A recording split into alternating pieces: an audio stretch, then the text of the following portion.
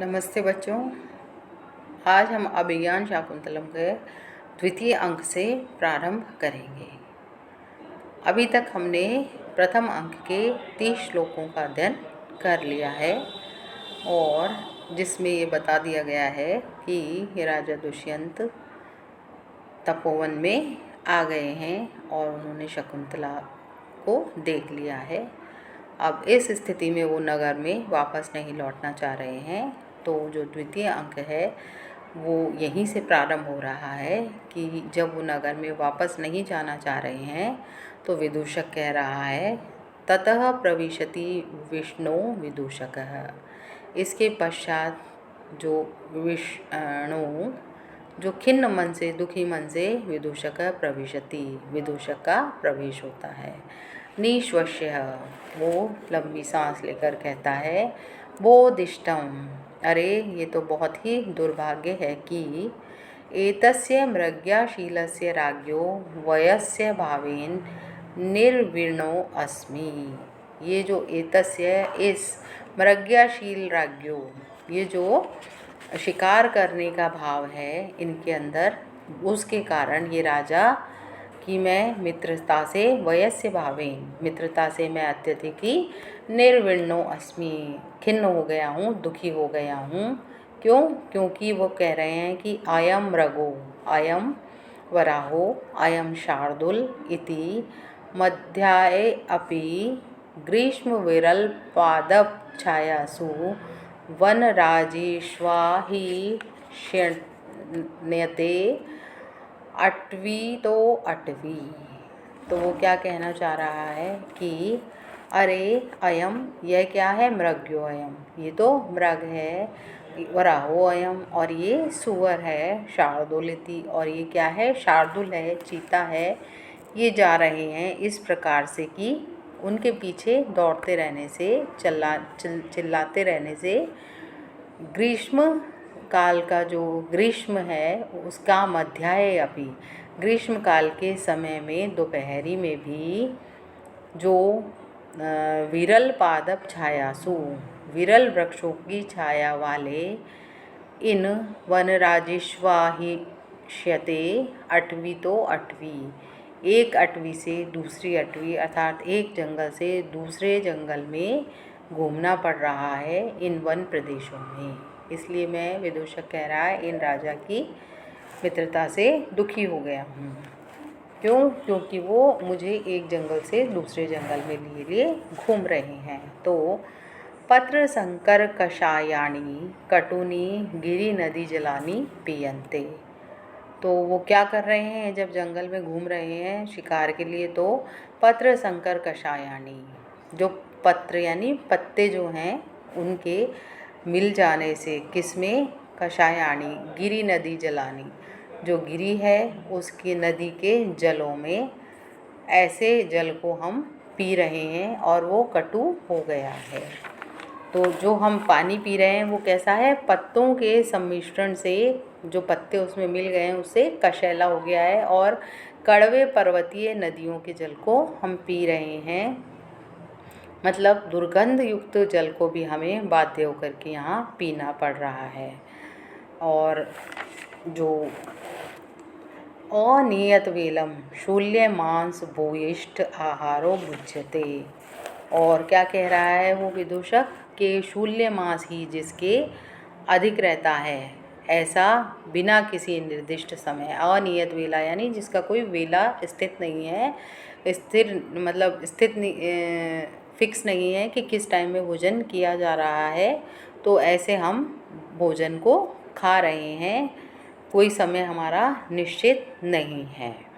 और क्या हो रहा है कि जो घोड़े हैं तुरग अनुधावन कंडित संधेयी रात्रावपि निकामम शयितव्यम नास्ति।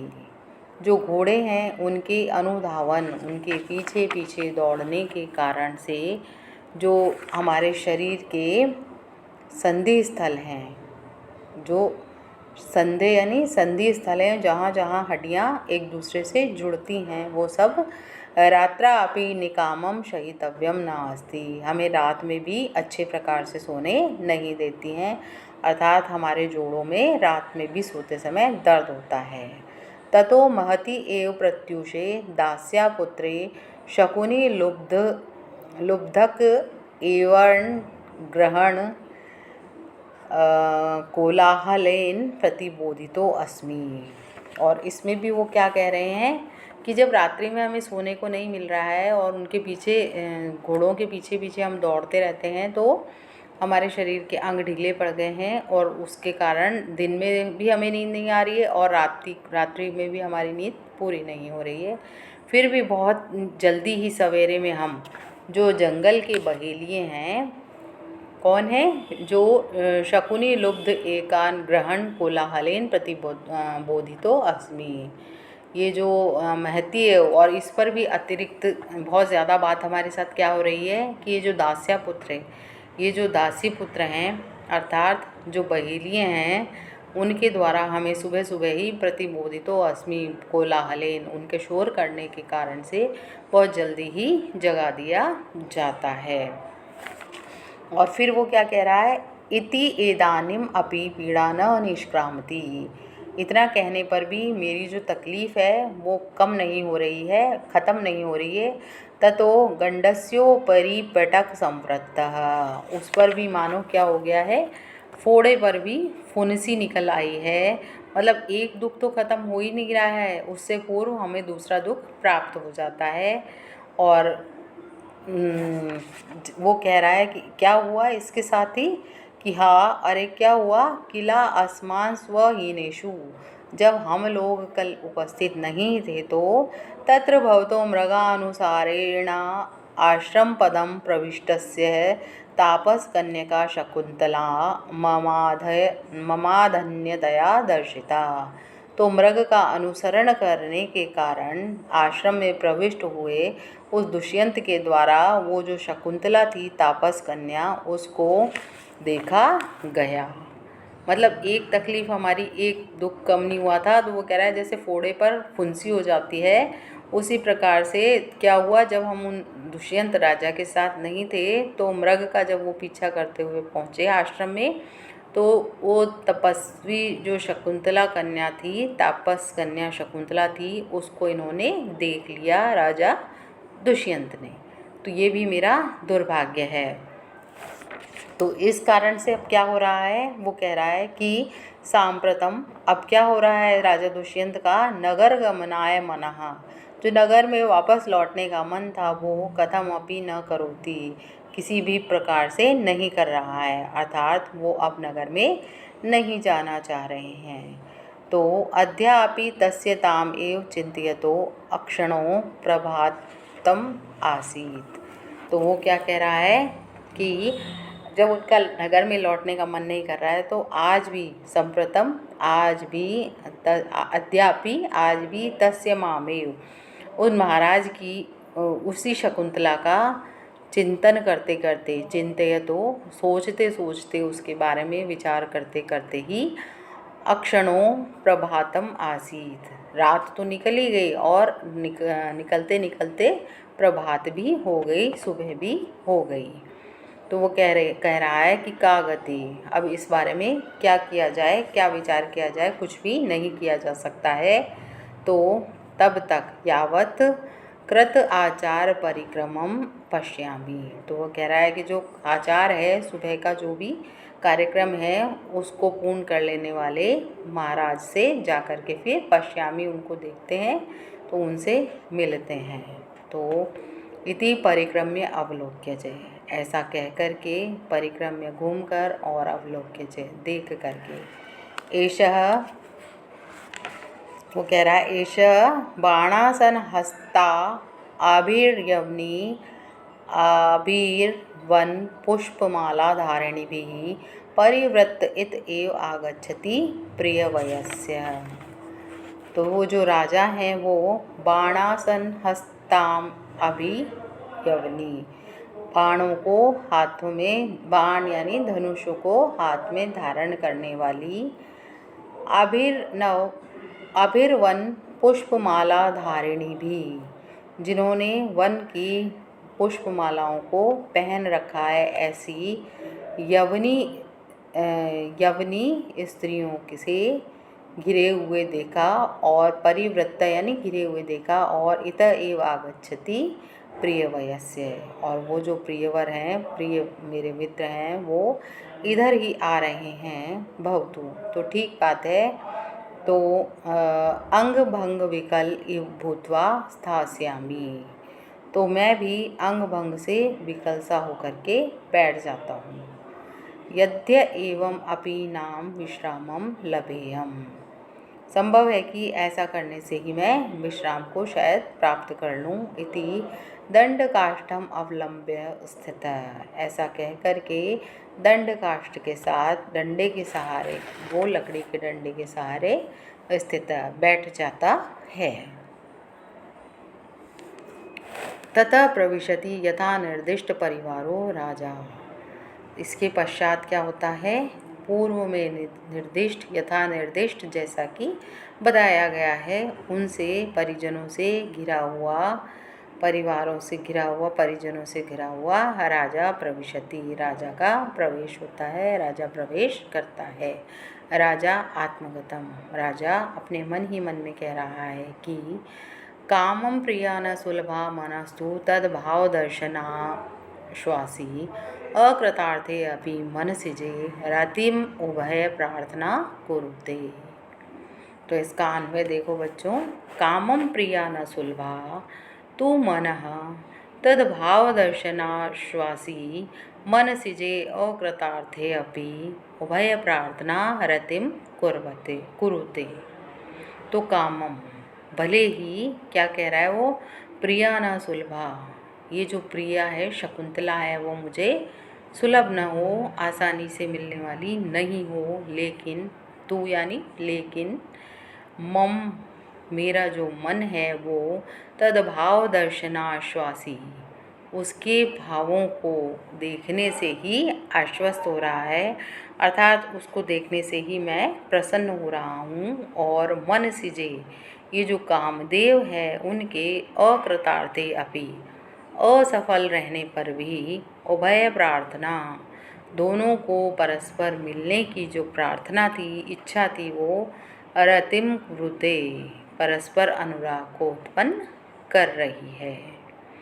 तो फिर से एक बार अर्थ देख लो बच्चों कि कामम प्रिया न सुलभा, ये जो कामम है, भले ही ये प्रिया न सुलभा, ये शकुंतला मुझे सुलभ न हो, तू, लेकिन क्या है, फिर भी मनः, ये जो मेरा मन है वो तद्भाव दर्शनाश्वासी, उसके भावों को देखने से ही आश्वस्त हो रहा है। मन सिजे, और कामदेव के अकृतार्थे अपि, असफल होने पर भी वो कह रहा है कि उभय प्रार्थना, दोनों की जो परस्पर मिलने की प्रार्थना है वो रतिम कुर्वते, इस अनुराग को उत्पन्न कर रही है। स्मित कृत्वा एवं आत्म अभिप्राय संभाविष्ट इष्ट जन चित्तवृत्ति प्रार्थयिता विडम्बयते। तो वो क्या कहना चाह रहा है कि मन ही मन स्मित कृत्वा, मन ही मन में मुस्कुरा के कह रहा है कि इस प्रकार से अपने भावों के अनुरूप, इस प्रकार से अपने भावों के अनुरूप, अभिप्राय के अनुरूप ही प्रियजन के मनोभावों की संभावना करने से प्रेमीजन उपहास के प्राप्त होते हैं। तो एव आत्म अभिप्राय, इसी प्रकार के अभिप्रायों के अनुरूप ही संभावित इष्ट जन चित्तवृत्ति है, अपने प्रियजन के मनोभावों की संभावना करने से प्रार्थयिता विडम्बयते, जो प्रेमी जन हैं वो उपहास के पात्र बन जाते हैं। स्निग्धं वीक्षितम् अन्योऽपि नयने यत् प्रेरयन्त्या तया यातं यच्च नितम्बयोर्गुरुतया मन्दं विलासादेव मा गा इत्युपरुद्धया यद्यपि सा सासूयमुक्ता सखी सर्वतत्किल मत्परायणो महो कामी स्वतां पश्यति। तो इसका अन्वय देखो बच्चों कि कि वो क्या कहना चाह रहा है कि स्निग्धयो जो अन्यतः अपि नयने प्रेरयन्त्या तया यत् स्निग्धं वीक्षितं नितम्बयो गुरुतया विलासात् इव यच्च मन्दं यातं मा गा इति उपरुद्धया सा सखी यद्यपि सा सूयम् उक्ता तत्सर्वं मत्परायणं किल अहो कामी स्वतां पश्यति।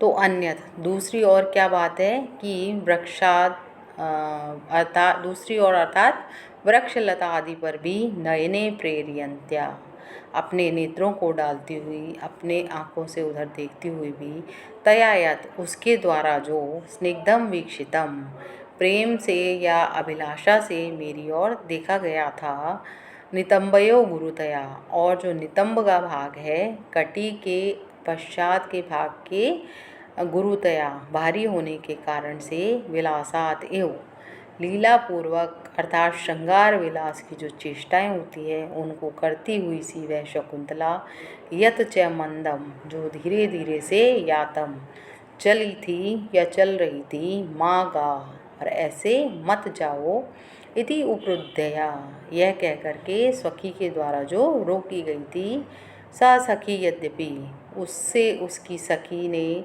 जो कुछ भी सायूयम उक्ता ईर्ष्या से कहा था तत्सर्वम वह सब कुछ मतपरायण किल निश्चय से मेरे लिए ही कहा गया था अर्थात मुझे ही लक्ष्य करके वो बात कही गई थी। अहो बहुत ही ये तो आश्चर्य की बात है कि कामी स्वताम पश्यति कामी व्यक्ति अपनी ही बातों को देखता है अर्थात स्वाभाविक भावों और चेष्टाओं को अपने लिए ही लक्षित मानने लगता है कि मानो ये सब उसके लिए ही हो रहा है। एक बार फिर से अर्थ देख लो बच्चों कि अन्यतपि दूसरी ओर जो वृक्ष लता आदि हैं उन पर भी वो नयने प्रेरियंत्या जो अपनी नेत्रों को डाल रही थी आंखों से उनको देख रही थी तयायत और उसके द्वारा जो स्निग्धम वीक्षितम उनको प्रेम या अभिलाषा के कारण देखा गया था। दूसरा नितंबयो गुरुतया और जो उसका कटी पश्चात भाग है वो गुरुतया भारी होने के कारण जो विलासात एव श्रृंगार आदि विलास की चेष्टाएं करती हुई सी यच्च मंदम जातम जो धीरे धीरे चल रही थी मागा और मत जाओ इति उपरुद्धया ऐसा कह किसके द्वारा कहकर रोकी गई थी उसकी सखी के द्वारा कहकर के रोकी गई थी। सा सखी यद्यपि उसने उस अपनी सखी से जो कुछ भी सायूयम उक्ता ईर्ष्यापूर्वक कहा था तत्सर्वम वह सब कुछ मतपरायण किल निश्चय से मेरे लिए ही कहा गया था अर्थात मुझे ही लक्ष्य करके ये बात उसने कही थी। अहो आश्चर्य है कि कामी स्वताम पश्यति कामी व्यक्ति सर्वथा अपनी ही बातें देखता है उसे लगता है कि ये जितनी भी भाव या चेष्टाएं की जा रही हैं वो मेरे लिए ही की जा रही हैं। तो इसमें जो अर्थ बताया है वो क्या कह रहे हैं कि राजा दुष्यंत शकुंतला के व्यापारों का चिंतन करते हुए कह रहा है कि प्रथम बार मिलने के समय शकुंतला ने जिस पर दृष्टिपात किया और जिस तरह विलासपूर्वक गमन किया या मुझे प्रेम पूर्वक अपनी सखी को ईर्ष्यापूर्वक देखा ये सब बातें ये सिद्ध करती हैं कि वो शकुंतला मुझ पर अनुरक्त है। वस्तुतः कामीजन सर्वत्र अपना ही भाव देखते हैं आसक्ति के कारण प्रत्येक कार्य को अपने लिए ही उद्दिष्ट मानते हैं। कामी व्यक्तियों का स्वभाव ही ऐसा होता है कि प्रत्येक कार्य वस्तु या कथन को वह अपनी ही दृष्टि से देखने लग जाते हैं भले ही वे कार्य आदि उसको लक्ष्य करके नहीं किए गए हों लेकिन आसक्ति वश ये वह सब उनको ऐसा लगता है कि मेरे लिए ही किया जा रहा है।